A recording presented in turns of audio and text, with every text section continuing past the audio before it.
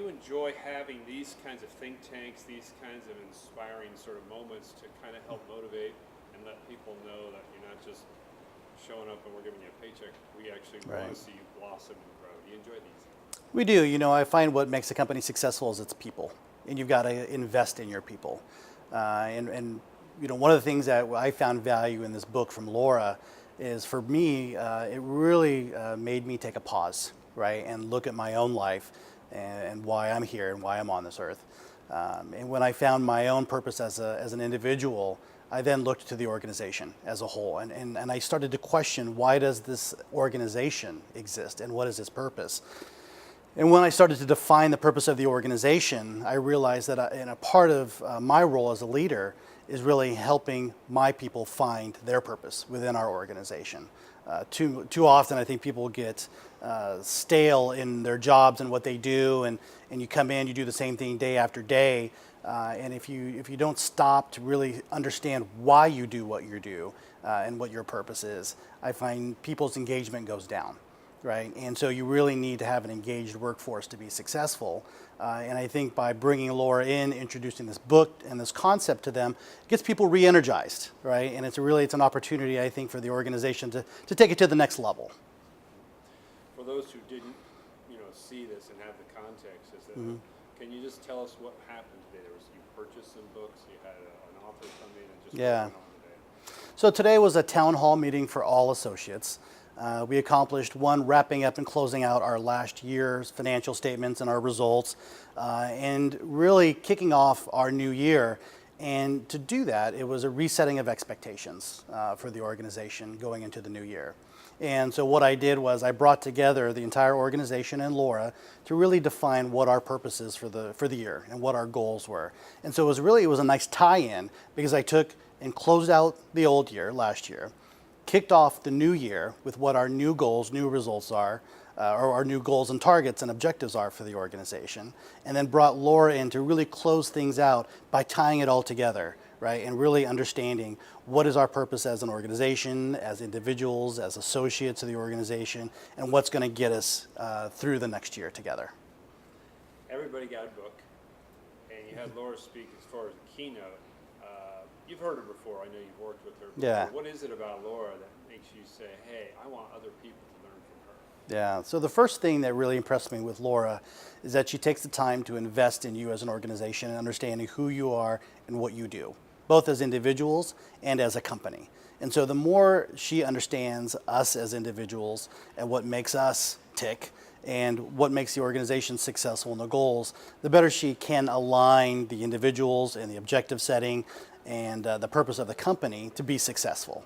And so by bringing her in today, it gave all of my associates a little bit of a taste of what I've been able to benefit from for the past year in having Laura come in and really work with our leadership team to really elevate the leadership team that we have in place.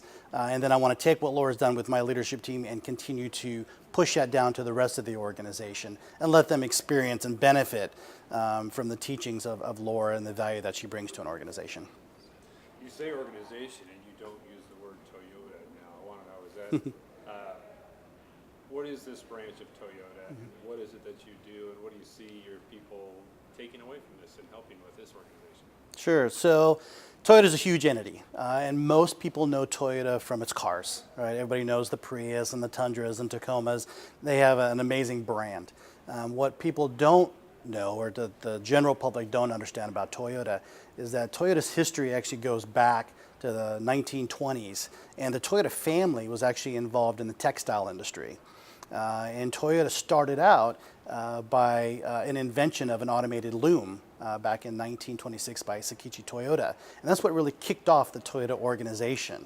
And it was about continuous improvement on looms. And so over the years, they took what they had created in the automated loom industry and started to build cars. And they created a spin-off, a separate company, which is the automobile company, which we all know so well today. But the original founding company is TICO, T-I-C-O, which stands for Toyota Industries Corporation, which is my parent company. And so you've got two Toyota entities. You got the car company, and then you've got the TECO organization, which they happen to be the largest shareholder of each other. But it's really great to be a part of the founding Toyota company, which to this day still makes looms, but they also manufacture forklifts, which is the industry that we support.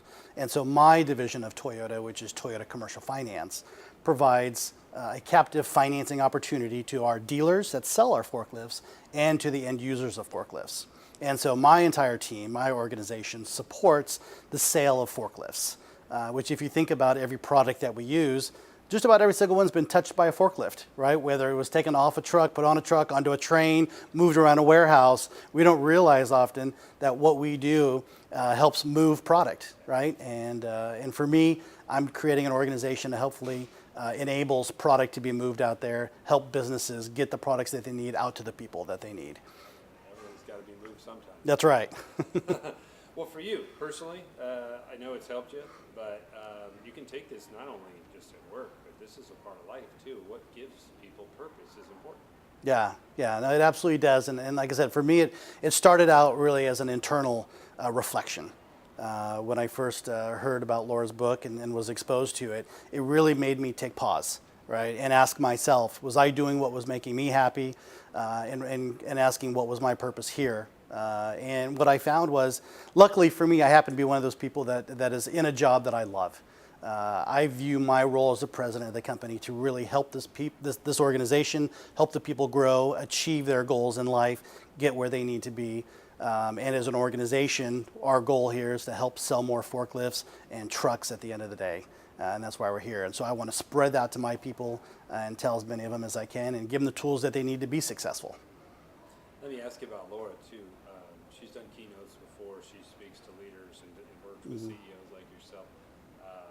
But what is it about her that you can tell sort of makes people sort of gravitate towards her? She's got a little magnet there that kind of gets people thinking, doesn't it? What do you think? I think Laura loves what she does. She has found her purpose, and it comes out when she talks to people, when she spends time with them.